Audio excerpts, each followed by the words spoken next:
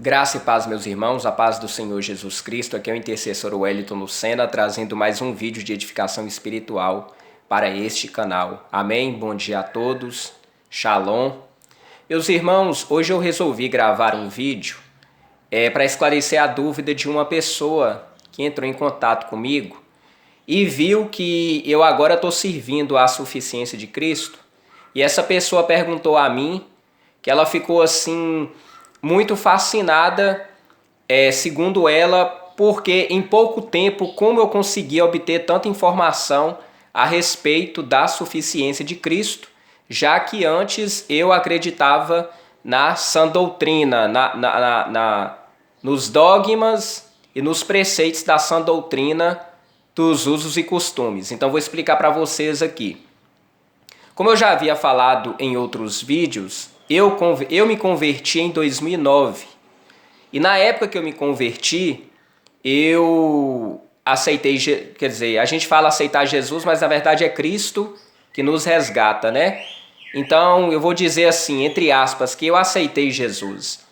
Em 2009, na época eu era travesti, tinha um cabelo grande, me vestia de mulher, aceitei na rua e ali eu fui encaminhado para uma igreja de Cristo Nova Sião. Era uma igreja liberal no sentido assim, não era uma igreja pentecostal, era uma igreja liberal, a qual fui para lá, fiz o meu discipulado, eu batizei no Espírito Santo primeiro que nas águas, porque era uma igreja mesmo liberal, mas ela tinha a crença nos dons do Espírito Santo. Depois eu batizei nas águas e fui para a Assembleia de Deus. E fiquei na Assembleia de Deus e eu era obreiro, né? Aprendi muito da palavra no Ministério Assembleia de Deus, porque naquela época a Assembleia de Deus não era como era hoje, não é como é hoje. A Assembleia de Deus era um ministério mais rígido, mais centrado na palavra, não teve essa liberalização, né? O mundanismo não havia entrado na Assembleia de Deus igual adentrou hoje. Então naquela época eu acompanhei muitos pastores, eu fiz muitos trabalhos evangelísticos, pregações, e a escola bíblica me ensinou muita coisa. Então eu era da Assembleia de Deus. Porém, um dos grandes defeitos que aconteceu comigo foi que quando eu entrei nos Correios, a minha vida espiritual começou a decair. Porque eu viajava de um lugar para o outro, eu não tinha tempo para congregar, o serviço me acumulou demais, por isso que eu sempre falo que mesmo que eu ganhei muito dinheiro nos Correios, mas foi uma maldição na minha vida, né? Afetou drasticamente minha vida espiritual, os Correios, porque eu sofri muito assédio moral, muita perseguição, o diabo usou pessoas lá dentro, chefes, tanto homens quanto mulheres, para me perseguirem dentro dos Correios, e isso o inimigo foi trabalhando essa questão do ódio. E eu desenvolvi um complexo, né, porque eu vim, assim, a família minha é muito humilde e tal, e quando eu adentrei nos Correios, eu fui seduzido por essa questão de ter uma vida muito farta, uma vida de muito dinheiro, né? Então, eu fui seduzido pela vaidade. Então, quando eu adentrei nos Correios, o que aconteceu comigo? Eu me converti primeiro antes, depois adentrei nos Correios. Eu falo que tudo é permissão de Deus. Então ali eu tive uma vida de muita vaidade. Eu frequentei excelentes hotéis, viajei em vários lugares, eu não vigiei, né? Tive muitas discussões dentro da empresa, então muito ódio que entrou no meu coração. E nisso eu parti muito para o mundanismo, eu era aquele crente de capa. Eu percebi que eu estava me esfriando, né? Eu me esfriei ao máximo e parti para o mundanismo. Então eu já estava fazendo academia, já estava imerso na vaidade, usando... Meus irmãos, é uma coisa impressionante, né? Eu comecei a gravar o vídeo aqui, eu pausei e voltei de novo. Aí a campainha... Mas eu sei quem é que está por trás disso, né? Ele não gosta, o tinhoso, ele não gosta que a gente faça a obra, não. Então, meus irmãos, voltando aqui ao que eu estava falando... Então o que aconteceu comigo? Eu fui seduzido por essa questão do mundanismo, da vaidade, por todas as ofertas quando eu adentrei nos Correios.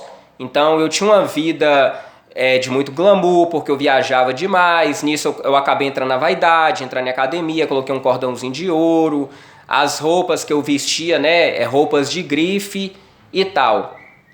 Quando pensa que não, meus irmãos, quando eu vi, eu já estava desviado, já estava fumando, já estava bebendo, né? Eu já estava me envolvendo com homens não no sentido de ter sexo, mas no sentido assim, eu já estava trocando mensagens, trocando carinhos, né? Abraços, alguns beijos e tal, e acabei me desviando de fato. Meus irmãos, aí eu fiquei um tempo afastado e eu reconciliei com Cristo. Só que quando eu reconciliei com Jesus, eu falei que eu ia tomar uma nova iniciativa. Então eu pensei comigo mesmo, eu falei, não, agora eu vou ser um crente diferente. Aí eu acabei conhecendo, né, ouvi falar dessa sã doutrina e comecei a assistir muitos vídeos de arrebatamento, né? Igual eu já falei que eu assisti de Kenzo Atsushi, de Helena Maldonato, de Robert Atsushi, e fui assistindo e me viciando nesses testemunhos de céu e inferno. Porém, eu sempre tive uma bagagem bíblica. E acreditava sempre em Jesus. Então, graças a Deus, eu sempre tive muita fé em Jesus. Só que, graças a Deus, o Espírito Santo abriu os meus olhos a respeito dessa falsa sã doutrina, que hoje ela está muito divulgada na plataforma. Ela está sendo muito divulgada e muitas pessoas estão adentrando nela. Então hoje o que aconteceu comigo? Hoje, graças a Deus, o Espírito Santo abriu os meus olhos, que eu saí dessa falsa sã doutrina e eu compreendi que o crente ele tem que estar no equilíbrio. Ele tem que estar no equilíbrio espiritual. Ele não pode partir nem para o mundanismo e nem para o extremismo que essa falsa sã doutrina prega. Porque são duas vertentes perigosas. São dois extremos perigosos. Infelizmente a gente percebe, meus irmãos, que essa falsa sã doutrina ela está crescendo demais. As pessoas estão adentrando nela, ela tem muita heresia, tem muitas recomendações que não são bíblicas, tem muitas coisas que ela propaga que não estão de acordo com a palavra. Além de não ser bíblicas, é extra-bíblicas, porque ela acrescenta. Então, meus irmãos, eu estava falando com esse rapaz ontem, eu falei, meu querido, o que aconteceu comigo foi isso. Né? Ele falou assim, nossa, mas você mudou totalmente o seu conceito que você defendia da sã doutrina para a suficiência de Cristo. Aí eu falei com ele, graças a Deus, porque eu já tinha esse conhecimento antes. Hoje eu tô fortalecendo a minha fé para que eu não venha cair nessas ciladas do diabo. Que o diabo ele trabalha também até mesmo dentro da igreja, tentando jogar muitos crentes no erro através das heresias. Meus irmãos, hoje eu combato contra essa falsa sã doutrina, porque ela tem levado muitos ao engano, ao fanatismo, ao extremismo e ao farisaísmo. Então tem muitos crentes que, por inocência, né, eles entram na sã doutrina e querem um grau de santificação maior. Então, para eles, o que eles pensam na cabeça deles? Não, eu vou me alicerçar na sã doutrina que eu vejo que os crentes doutrinados, eles são santos. Dá para ver que realmente tem uma santidade maior nesse nicho de crente que segue essa sã doutrina. Só que essa sã doutrina, né, ela incorporou elementos que acabaram contaminando, né, essa falsa sã doutrina, que é o quê? Principalmente esses arrebatamentos de céu e inferno. Então, os arrebatamentos de céu e inferno foram o grande veneno que contaminaram essa questão da sã doutrina. Meus irmãos, vocês têm que entender o seguinte: tem muitas pessoas que confundem, achando que o crente que detona a sã doutrina, principalmente essa falsa, eles acham que todas essas pessoas são contra a santificação exterior. Não. Nós que defendemos a palavra de Deus, eu não vou nem dizer que é suficiência de Cristo ou sã doutrina independente disso. Todo cristão verdadeiro e genuíno que defende a palavra de Deus e que tem o hábito de ler, ele vai sim se santificar no exterior. Então não vai ser algo que vai ser imposto. Isso aí a própria pessoa lendo a palavra, o Espírito Santo agindo na vida da pessoa, vai requerer e cobrar dela essa santificação. Vai requerer essa santificação. Então a primeira coisa que a gente tem que entender é que não pode ser algo imposto. Eu chegar para a pessoa e falar assim, ó, você tem que vestir assim, assim, dessa maneira, senão você vai para o inferno. Não é assim. Primeiro você tem que ensinar a palavra, Ensinar a palavra, porque é a palavra que liberta. Lá em Hebreus fala que a palavra de Deus é mais viva e eficaz, ela penetra no fundo da alma, né? Vou pegar aqui só para ler da maneira correta como é que está na palavra, só para vocês verem. Hebreus 4:12. Porque a palavra de Deus é viva e eficaz e mais penetrante do que qualquer espada de dois gumes e penetra até a divisão da alma e do espírito e das juntas e medulas e é apta para discernir os pensamentos e intenções do coração. Então é a palavra de Deus que transforma. É a palavra de Deus que vai transformar. É igual eu falei com vocês. Um crente que ele está... vamos dizer, eu não vou dizer fascinado, mas hipnotizado, enfeitiçado por essa falsa sã doutrina, mesmo que você tenha os melhores e mais convincentes argumentos humanos para tentar mostrar a essa pessoa que ela está errada, ela não vai se acordar do engano. Então é somente a palavra de Deus que vai tirar essa pessoa e abrir os olhos dela, porque foi lido aqui. Por mais que muitos da sã doutrina falam, a letra mata, o espírito vivifica. Mas essa questão da letra não é a letra da palavra de Deus, é a letra concernente à lei. É a lei. Mas a palavra de Deus fala que ela é viva e eficaz, mais penetrante do que qualquer espada de dois gumes. Eu já disse uma vez e torno a repetir. Um crente que está na sã doutrina, ele só é liberto através da leitura da palavra de Deus. Então a pessoa ela tem que ler a palavra de Deus. Em um momento o Espírito Santo vai abrir os olhos dessa pessoa e ela vai ver que tudo aquilo que ela seguia estava errado, no sentido da sã doutrina falsa. Meus irmãos, a gente tem que entender o seguinte, eu não sou contra a sã doutrina bíblica, porque ela existe. As pessoas que creem na suficiência de Cristo vão perceber que a sã doutrina bíblica ela está dentro da suficiência de Cristo. Vou tentar exemplificar aqui para vocês aqui para entenderem. Vou dar um exemplo aqui, ó. Aqui é a suficiência de Cristo. Aqui é a sã doutrina bíblica. A sã doutrina bíblica ela está dentro da suficiência de Cristo. A suficiência de Cristo é maior do que a sã doutrina bíblica. A sã doutrina dos usos e costumes, suponhamos que aqui é a sã doutrina dos usos e costumes e aqui é a sã doutrina bíblica, que é a suficiência de Cristo.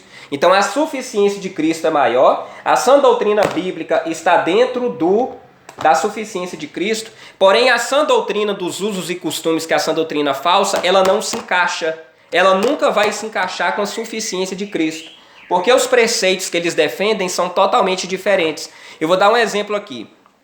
Você, meu irmão e minha irmã que tem o hábito de ler a palavra, como é que você vai identificar que a sã doutrina, a pessoa segue a verdadeira ou a falsa? Em primeiro lugar, a sã doutrina falsa, ela ataca a suficiência de Cristo. Ela não crê na graça. Ela confunde o conceito de que a salvação é por obras. Eu estou fazendo um estudo sobre isso, porque depois eu vou falar, né, dessa questão de que a fé sem as obras é morta e as obras sem a fé também é morta. Porque os adeptos da falsa sã doutrina, eles confundem esse conceito de fé sem obras e obras sem fé, né? O que eles têm que entender é que eles não aceitam essa questão da graça. Então, eles anulam a graça de Cristo. Eles anulam que a graça de Jesus é que vem até nós para nos salvar. Que é a graça de Jesus que nos salva, através da fé. Então, os adeptos da sã doutrina falsa, eles anulam a graça de Jesus, eles creem que a salvação é por obras. Outra coisa também que eles fazem, eles confundem o conceito de porta estreita e porta larga.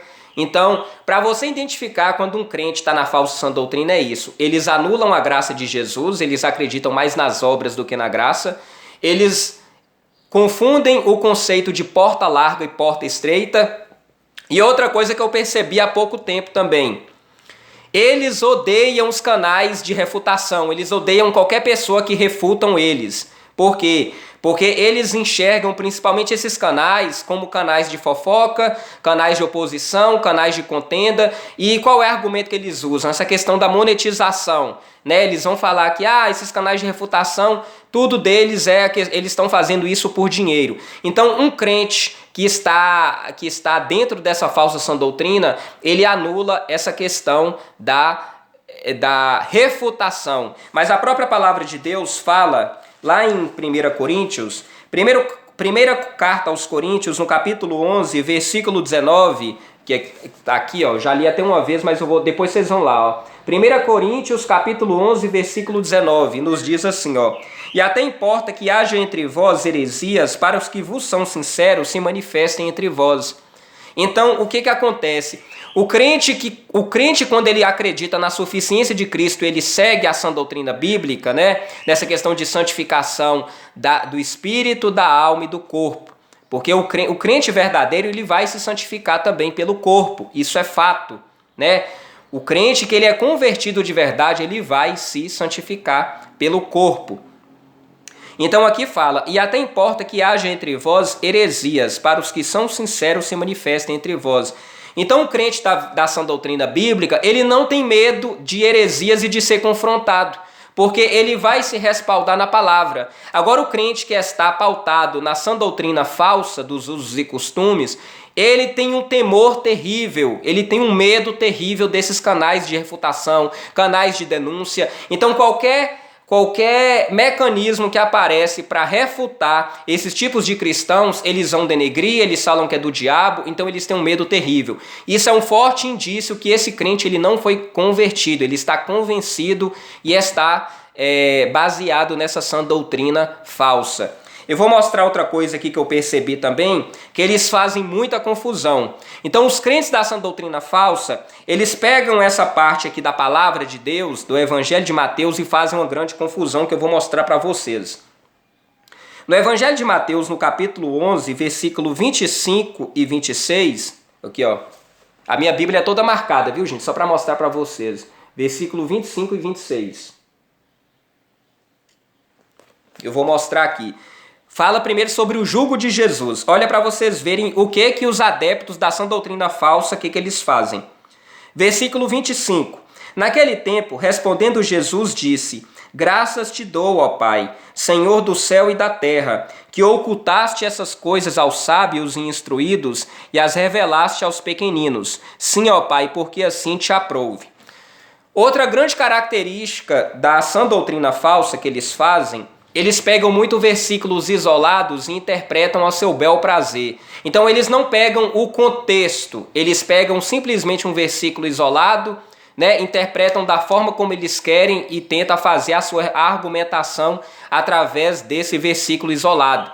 E muitas vezes eles não leem um contexto, eles não pegam, né, o princípio ali do título para ver que às vezes está falando de outro assunto, mas não, eles pegam sempre uma coisa isolada ali, fazem a interpretação do jeito que eles querem e tentam defender seus argumentos, que não tem nada a ver muitas vezes com o contexto. Mas, pois bem, nesses dias eu estava acompanhando uma live do cooperador Mauro Souza, que ele estava fazendo com um rapazinho aí. Ele leu esse versículo aqui, né? Ele pegou esse versículo isolado e falou, né? Graças te dou, ó Pai, que ocultaste essas coisas dos sábios e instruídos e revelastes aos pequeninos. Ele fez uma interpretação de que, porque isso acontece, eu vou explicar para vocês o que aconteceu comigo. Os crentes dessa falsa sã doutrina, eles têm muitas visões, então a fé deles é baseada principalmente em experiências. Eles têm muitas visões, eles têm arrebatamento de céu e inferno. Então, por eles abraçarem esse evangelho místico, a visão espiritual deles é aberta. Eu falo porque eu já fui mergulhado nessa sã doutrina. E quando eu estava nessa sã doutrina, gente, eu tinha muitas visões com demônio, principalmente demônio. Então, eu tinha algumas visões com anjos e demônios. Só que, né, eu não posso dizer que eram anjos realmente, porque a palavra de Deus fala que Satanás, ele se transfigura até como anjo de luz. Ele se transfigura como anjo de luz. Então, o crente da falsa sã doutrina, ele tem essa ideia que, porque a visão espiritual dele é aberta, ele acha que ele é mais espiritual e mais santo do que qualquer outro crente. Eu falo porque aconteceu comigo, né? Tinha momento que eu ia orar que de repente a minha visão abria mesmo com meus olhos fechados, e eu já tive visões também com os olhos abertos, que eu via através da oração, né, demônios em forma de dragão, demônios em forma de minhoca, eu via anjos batalhando contra demônios, né? Mas por quê? Porque a minha visão espiritual estava aberta. Então muitas vezes eu não vou dizer né? Igual a Nadir, que ela fala que tem essas experiências, que ela vai no inferno e no céu, porque tem muitos crentes da sã doutrina falsa que têm essas visões. Eu falo porque aconteceu comigo. Eu nunca fui arrebatado.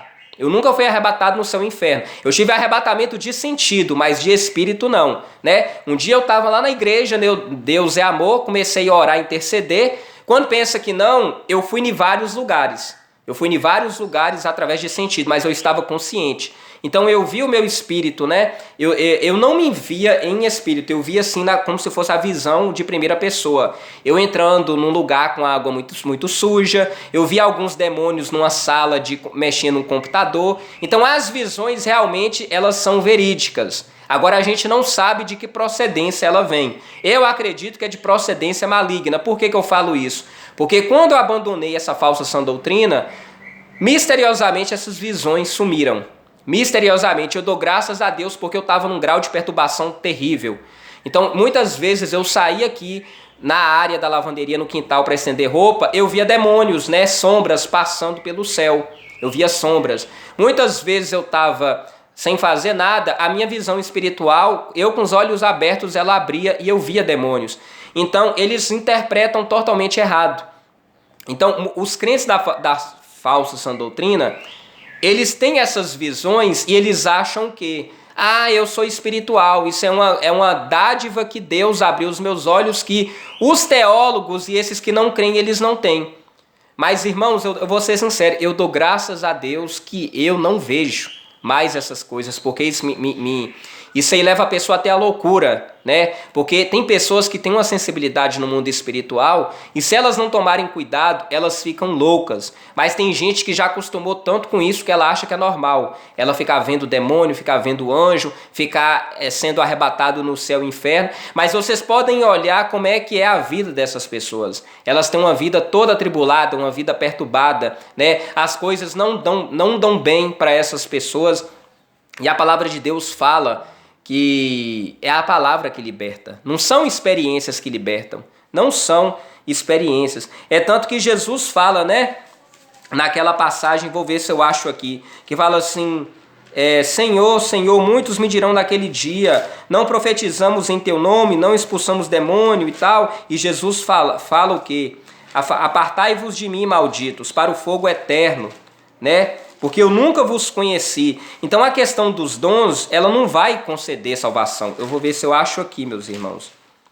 Essa questão quando fala. Então os dons, eles não concedem salvação. O que concede salvação é a graça de Deus e a leitura da palavra para a gente se alicerçar, meus irmãos. Eu vou ver se eu acho aqui a parte na palavra. Mas se eu não achar, gente, vocês já sabem, né? Que eu falei aqui. O que significa? Eu não achei não. Mas o que acontece? A palavra de Deus fala que muitos chegarão naquele dia e falarão para o Senhor, mas Senhor, nós expulsamos demônios em teu nome, fizemos muitos sinais e maravilhas. E o próprio Senhor Jesus vai falar, apartai-vos